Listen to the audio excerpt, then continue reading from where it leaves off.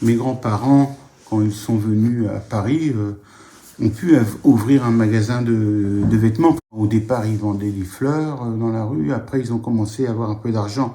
Ils ont ouvert un magasin de vêtements. Du reste, qui était à Montparnasse, avenue de Rennes. Je me souviens encore du magasin. Ma grand-mère était couturière. Parlant et lisant le journal en yiddish, qui m'avait marqué de voir les journaux en yiddish, qui est un mélange d'allemand et d'hébreu.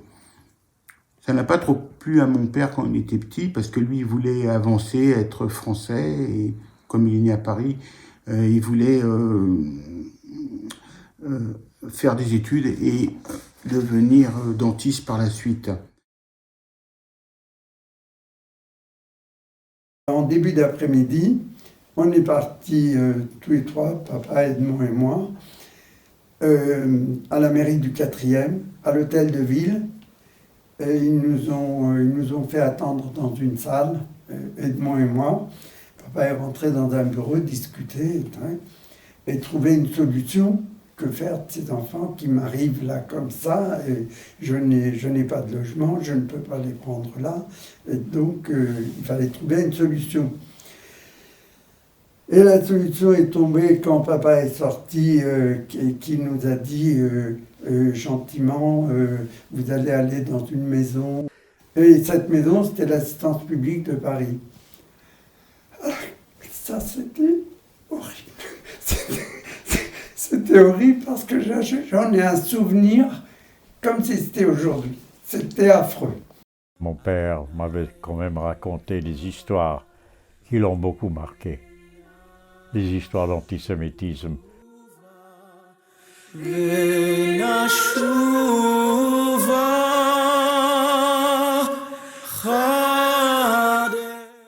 Même au sein de New York, il y avait de l'antisémitisme. Surtout à New York, oui.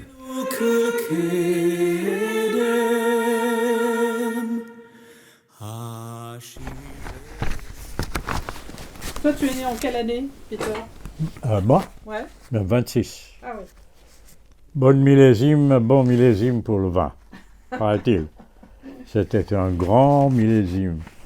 Pour les vins californiens ou les vins français? Ah, français. Comme quatuor.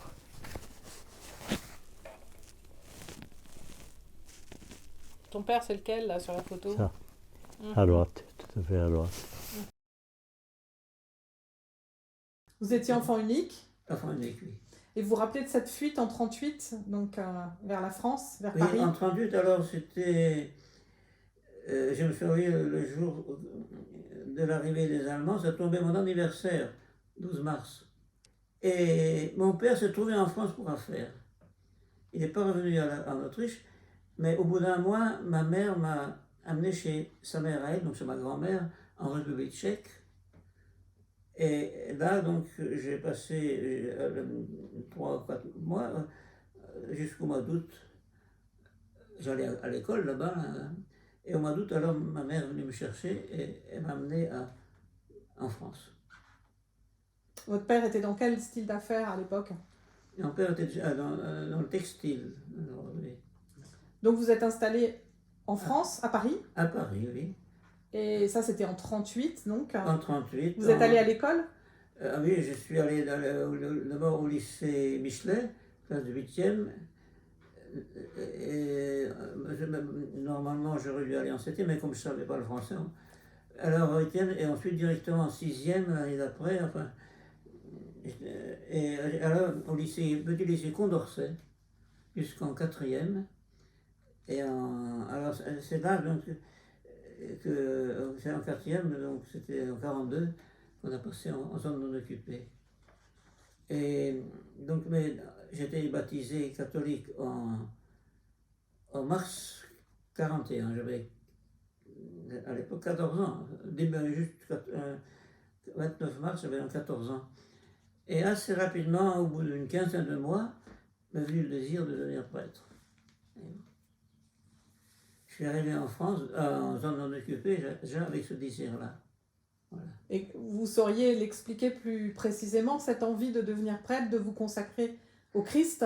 Mais c'est-à-dire que j'étais chrétien pratiquant, si vous voulez.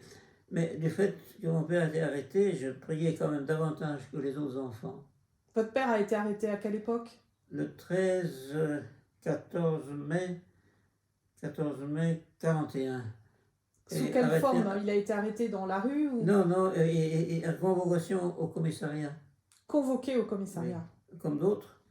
Et là, il a été transporté à Bond-la-Rolande, là, au commissariat. Les inspecteurs, le commissaire dit qu'ils n'étaient pas d'accord, mais enfin, voilà. Ils n'étaient pas d'accord avec l'arrestation, mais il avait reçu ces ordres-là. Voilà. Vous l'avez jamais revu après ça? Et je peux le voir 2 fois. À Beaune-la-Rolande, alors dans le camp. Oui, dans une fois avec ma mère, on a pu le visiter à Bond-la-Rolande. Et une autre fois, il était à l'hôpital à Pithiviers, tout seul alors. Je suis allé le voir un dimanche, oui.